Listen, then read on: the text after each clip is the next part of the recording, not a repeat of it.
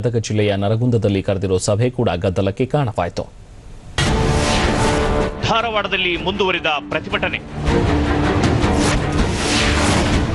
ಸ್ವಾಮೀಜಿಗಳ ಸಭೆಯಲ್ಲಿ ರೈತರ ಆಕ್ರೋಶ.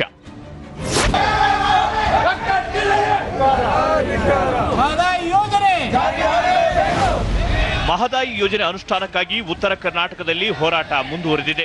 ಧಾರವಾಡದಲ್ಲಿ ಜೆಡಿಯು ಪಕ್ಷದ ಕಾರ್ಯಕರ್ತರು ದೂರದರ್ಶನದ ಕಚೇರಿ ಎದುರು ಪ್ರಧಾನಿ ಮೋದಿಯವರಿಗೆ ಎಳ್ಳು ನೀರು ಬಿಡುವ ಮೂಲಕ ಆಕ್ರೋಶ ವ್ಯಕ್ತಪಡಿಸಿದರು.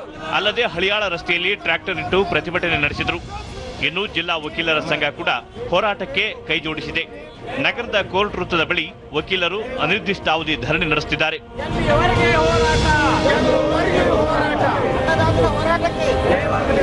ನಾವೇ ಇಲ್ಲಿ ಒಂದು ಹೋರಾಟಕ್ಕೆ ಬೆಂಬಲ ವ್ಯಕ್ತಪಡಿಸೋಣ. ನಮ್ಮ ರೈತರು, ನಮ್ಮ ಎಲ್ಲ ನಾಯಕರು ನಮ್ಮ ಹೈಕೋರ್ಟ್ ಪೀಠಕ್ಕಾಗಿ ತೀವ್ರವಾಗಿ ಸಪೋರ್ಟ್ ಮಾಡಿದ್ದಾರೆ. ಆದ ಕಾರಣಕ್ಕಾಗಿ ನಾವು ಇಲ್ಲೇ ಒಂದು ಧರಣಿ ಸರದಿಯನ್ನು ಸತ್ಯಾಗ್ರಹವನ್ನು ಮಾಡ್ಕೊತ ನಾವು ಶಾಂತಯುತವಾಗಿ ಸರ್ಕಾರವನ್ನು ಎಚ್ಚರಿಸುತ್ತಾ ಸೆಂಟ್ರಲ್ ಗೌರ್ಮೆಂಟನ್ನು ಎಚ್ಚರಿಸುವಂಥ ಒಂದು ವ್ಯವಸ್ಥೆ ಮಾಡೋಣ ಅಂತೇಳಿ ಈ ಧರಣಿ ಸತ್ಯಾಗ್ರಹನ ಇವತ್ತು ಪ್ರಾರಂಭ ಮಾಡಿದ್ದೇವೆ. ಕುಂದಗೋಳದಲ್ಲಿ ವಿವಿಧ ಗ್ರಾಮಗಳ ರೈತರು ಚಕ್ಕಡಿ ಕಟ್ಟಿಕೊಂಡು ತಾಲೂಕು ಕಚೇರಿಗೆ ಆಗಮಿಸಿ ಪ್ರತಿಭಟನೆ ನಡೆಸಿದರು. ಅಲ್ಲದೆ ರಾಜ್ಯ ಹಾಗೂ ಕೇಂದ್ರ ಸರ್ಕಾರ ಕೂಡಲೇ ಕ್ರಮ ಕೈಗೊಳ್ಳದಿದ್ದರೆ ಹಳ್ಳಿಯಲ್ಲೂ ಹೋರಾಟ ನಡೆಸುವ ಎಚ್ಚರಿಕೆ ನೀಡಿದರು. ಮತ್ತೊಂದೆಡೆ ಯೋಜನೆ ಜಾರಿಗೆ ಸರ್ಕಾರ ಬದ್ಧವಿದೆ.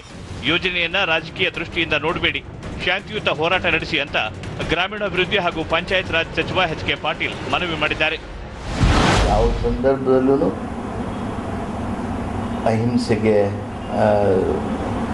ಅಹಿಂಸೆಯನ್ನು ತಮ್ಮದನ್ನಾಗಿಸಿ ಹಿಂಸೆಗೆ ಯಾವ ಅವಕಾಶ ಯಾರಿಗೂ ಸಿಗದ ಹಾಗೆ ಮುನ್ನೆಚ್ಚರಿಕೆಯಿಂದ ರೈತರು ತಮ್ಮ ನಿಲುವುಗಳನ್ನು ತಾಳಬೇಕು. ಈ ಮಧ್ಯೆ ಮುಂದಿನ ಹೋರಾಟದ ರೂಪುರೇಷೆ ತೀರ್ಮಾನಿಸಲು ಮಠಾಧೀಶರ ನೇತೃತ್ವದಲ್ಲಿ ಕರೆದಿದ್ದ ನರಗುಂದ ಸಭೆಯಲ್ಲಿ ಗೊಂದಲದ ವಾತಾವರಣ ನಿರ್ಮಾಣವಾಗಿತ್ತು. ಹಣ ಪಡೆದು ಕೆಲ ಹೋರಾಟಗಾರರು ಪ್ರತಿಭಟನೆ ಕೈಬಿಡುತ್ತಿದ್ದಾರೆ ಅಂತ ಆಕ್ರೋಶ ವ್ಯಕ್ತಪಡಿಸಿದ ರೈತರು ಹೋರಾಟಗಾರ ವೀರೇಶ್ ಸೊಬರಮಠ ಹಾಗೂ ಶಂಕರಪ್ಪ ಅಂಬಲಿ ವಿರುದ್ಧ ಗರಂ ಆದರು. ಜೊತೆಯಲ್ಲಿ ಸ್ವಾಮೀಜಿಗಳು ಸಹ ರೈತ ಹೋರಾಟಕ್ಕೆ ಅಡ್ಡಿಯಾಗ್ತಿದ್ದಾರೆ ಅಂತ ರೈತರು ಆರೋಪಿಸಿದರು. ಅಲ್ಲದೆ ರೇವಣಸಿದ್ದೇಶ್ವರ ಮಠದ ಬಸವರಾಜ ದೇವರು ಸೇರಿದಂತೆ ಹಲವು ಮಠಾಧೀಶರಿಗೆ ಘೆರಾವ್ ಹಾಕಿದರು.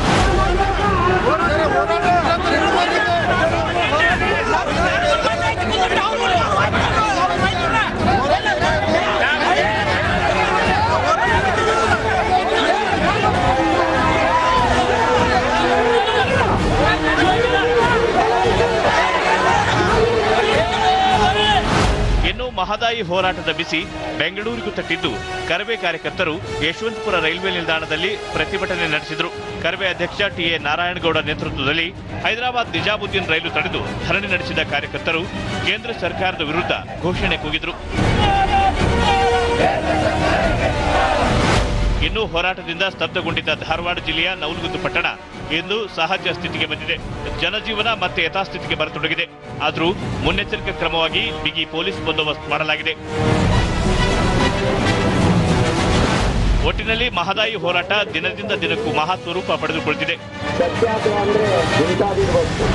ಹುಬ್ಬಳ್ಳಿಯಿಂದ ದತ್ತಾತ್ರೇಯ, ಧಾರವಾಡದಿಂದ ನರಸಿಂಹಮೂರ್ತಿ ಪೇಟೆ ಜೊತೆ ಸಂಜೀವ್, ಟಿವಿ9 ಗದಗ್.